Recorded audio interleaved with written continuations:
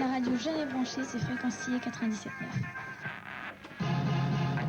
Bonjour, en ce vendredi 12 mars sur le 97.9 FM, vous êtes à l'écoute d'une radio locale en milieu scolaire, Fréquencier dans le cadre de la cité scolaire Paul Scarron. Pour vous accompagner en ce début de matinée, vous y, Belle-Île-en-Mer. Vous êtes avec Sandrine et c'est Réveil et vous pour une petite heure. Bonne journée en notre compagnie. À Sillé-le-Guillaume, dans la Sarthe, le village s'éveille le matin avec une radio un peu particulière, Fréquencier. L'émetteur est planté sur le toit de la cité scolaire, les studios sont au milieu de l'établissement et au micro se succèdent lycéens et collégiens. Mais ici, l'auditeur n'est pas l'écolier. L'auditeur, c'est le village. Une véritable radio locale, outil pédagogique au service d'un collège et de sa commune.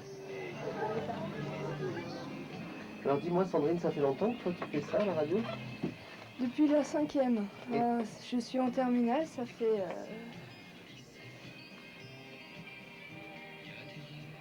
Ça va bientôt faire 6 ans. D'accord. J'aime beaucoup la radio, parce que ça m'a permis de découvrir beaucoup de choses, en particulier les médias, c'est sûr. Et puis ça m'a appris à développer mon oral. Sinon, ce que j'aime bien c'est la technique, passer des musiques, et puis voilà.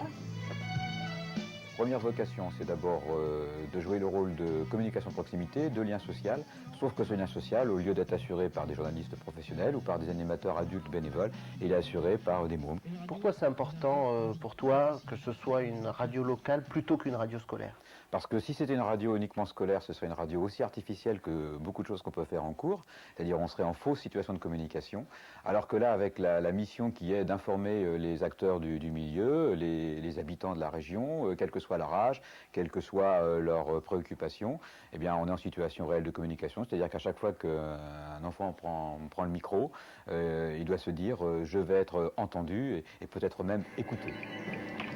Voici Sonia, Aurélie et Lucie avec les informations étrangères.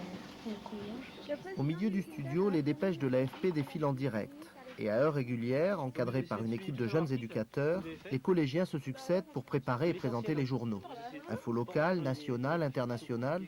Objectif, informer bien sûr, et comprendre l'information pour mieux s'en distancier. Face aux nombreuses dépêches, aux journaux et aux communiqués, les collégiens doivent faire des choix, réécrire et organiser comme une vraie rédaction. Bonjour, Fréquencier 97.9 FM, il est 11h43. Aujourd'hui, Marine va nous parler de handball du pays de Sillé et de Wertheim à Conly. Aurélie qui va parler de sport et moi-même Chloé qui va parler des rendez-vous culturels de la semaine. Est-ce que c'est normal d'apprendre ça à l'école ? Ça nous permet pour plus tard, puis en plus c'est une bonne idée. Hein. Ouais. Pourquoi c'est une bonne idée ? On peut s'exprimer, c'est pas parce qu'on est petit, on n'a pas le droit de s'exprimer. Mon rôle en fait c'est leur faire découvrir un petit peu les médias à travers la presse, la radio notamment, le moyen de s'exprimer. Ça leur donne un petit peu... ils ont toujours l'habitude d'être un peu consommateurs et nous on les fait passer de côté, on les rend acteurs de l'information. Et donc moi mon rôle c'est justement de les faire réagir par rapport à ça. Tu veux répondre à la question sur la cheval? Il n'y a pas ce soir. Sur la cheval, tu veux répondre à la question sur la vache folle. À quoi voit-on qu'une vache est atteinte? Aucune idée, alors là... Elle tombe et perd l'équilibre. Malgré les risques, continuez-vous à manger de la vache? Bien sûr, je sais pas pourquoi j'arrêterais. Je suis bien obligée, il y en a à l'école. Avez-vous peur de la maladie? Un petit peu, mais bon. Non, pas du tout. Pourquoi? Alors là, je ne saurais pas t'expliquer. Hein. Ah, c'est une bonne question.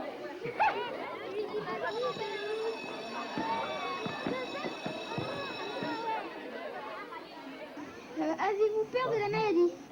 Alors ça c'est complètement à moi ça. Guillaume, tu peux m'expliquer ce que tu fais là ?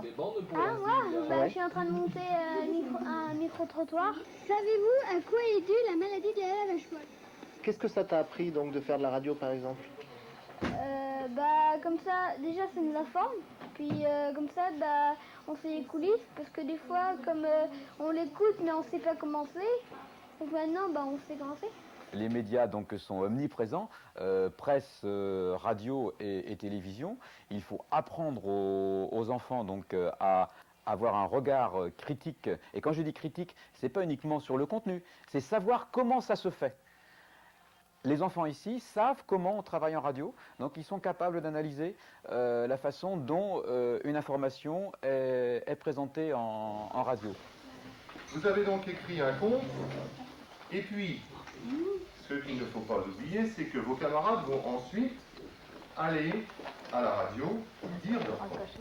La radio est aussi un outil précieux pour certains professeurs. Pourtant, si tous les collégiens y participent, trop rares sont les enseignants qui franchissent la porte du studio.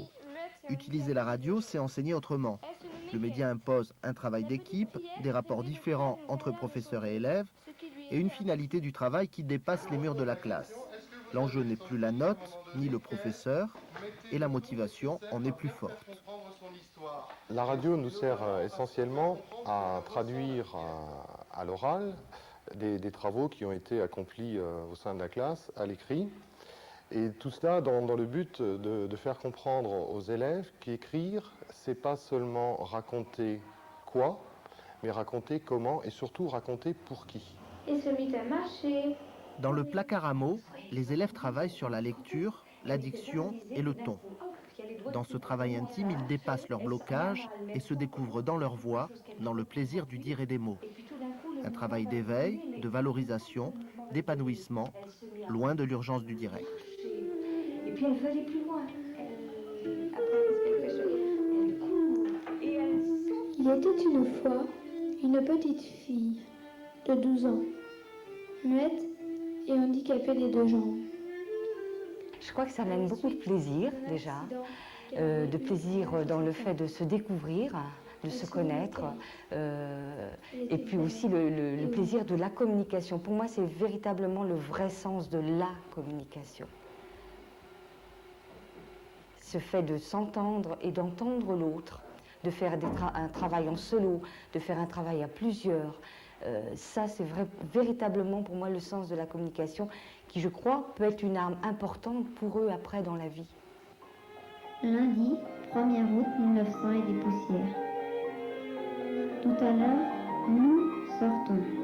J'ai mis des guillemets car vous êtes aussi concernés. C'est un merveilleux outil pour apprendre.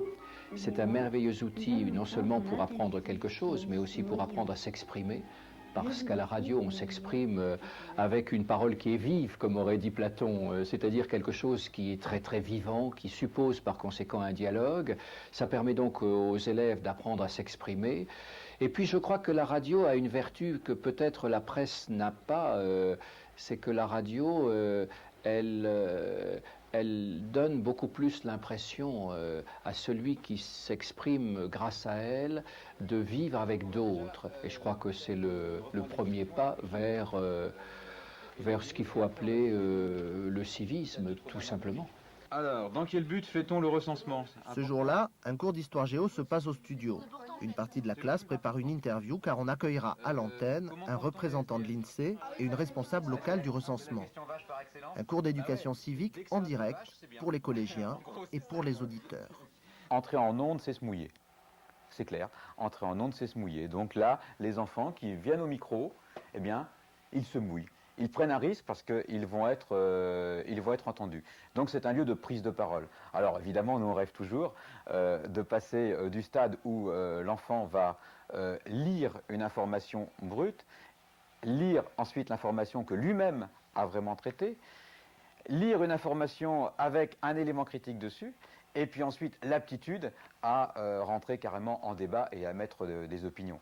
Fréquence CIE 97.9, retour dans cette émission consacrée au recensement avec Julien qui va poser la première question. Dans quel but est fait le recensement? Donc le recensement est fait pour avoir une image de la France, une photographie de la France à un instant donné. Comment compte-t-on les SDF? Alors les SDF On vous avait dit qu'il y avait des questions comptés comme n'importe quelle personne. Donc pour être sûr qu'ils ne soient recensés qu'une seule fois, on s'est fixé la date du 8 mars.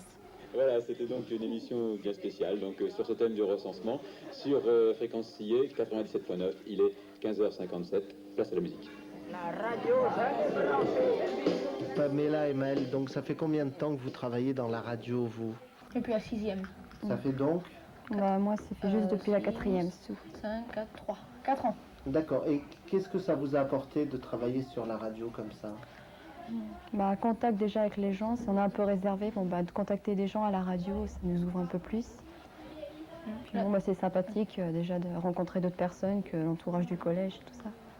Et vos parents, qu'est-ce qu'ils en pensent de tout ça? Comment ils réagissent à la radio? Moi, quand j'ai dit ça à mes parents, quand ils ont vu que j'étais un petit peu quand même assez réservée, j'ose pas trop communiquer, en sachant qu'il y avait la radio, ils m'ont dit ça te faire du bien, ça me force à communiquer avec les autres personnes.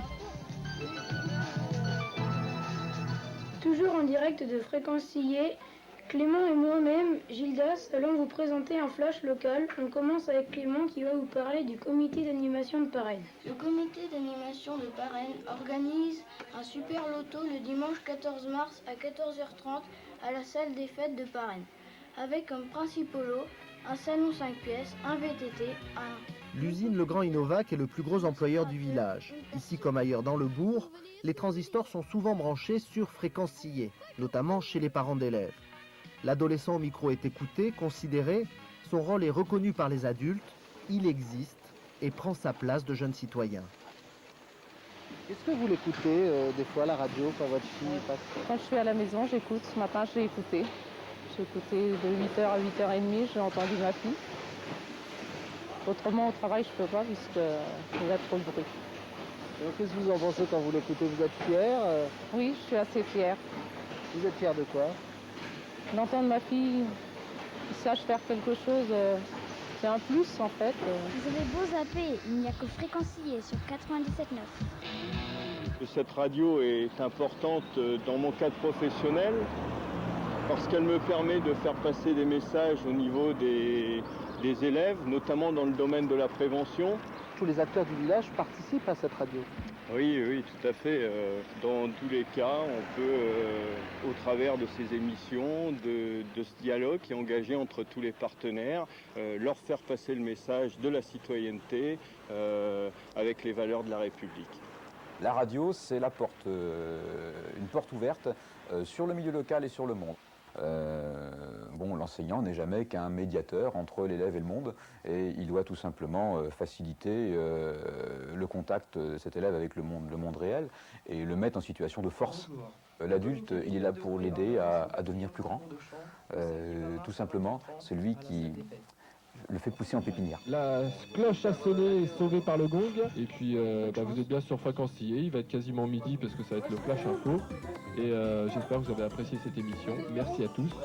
Merci Bruno. Ce n'est pas parce qu'on est jeune qu'on n'a rien à dire. On vous parle. On vous parle. Merci de nous écouter. Fréquence Sillé 97.9.